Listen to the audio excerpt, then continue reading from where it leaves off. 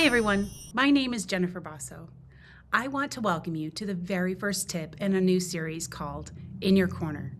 This series is all about sharing quick, practical strategies you can actually use right away. No complicated systems, no extra prep, just small shifts that make a real difference. Because every teacher deserves someone in their corner. And today, I want that to be me. Our first tip is called The Power of the Reset. January, or really any point in the year, is the perfect time to remember this. Both teachers and students benefit from a fresh start. After breaks, long stretches of routines, or even just a tough week, behavior doesn't improve because we push harder. It improves when we reset expectations, reconnect, and reteach what success looks like. Here's why this works. Students crave structure, but they also crave belonging. A reset sends a powerful message. You're not stuck in yesterday. I believe you can do better, and I'm here to help.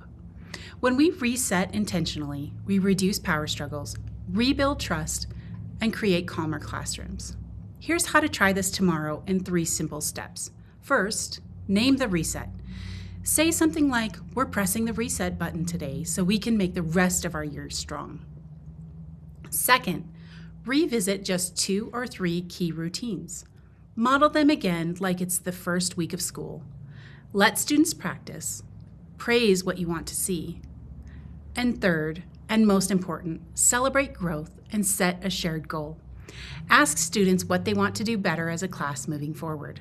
When students help create the goal, they're more likely to buy in.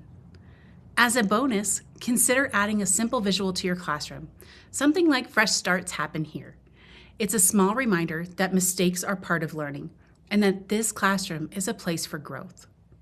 This is just the first tip in the In Your Corner series. Each month, I'll be sharing one quick strategy to help you respond with calm, connection, and clarity. Thank you for everything you do. And remember, you're not alone. I'm in your corner.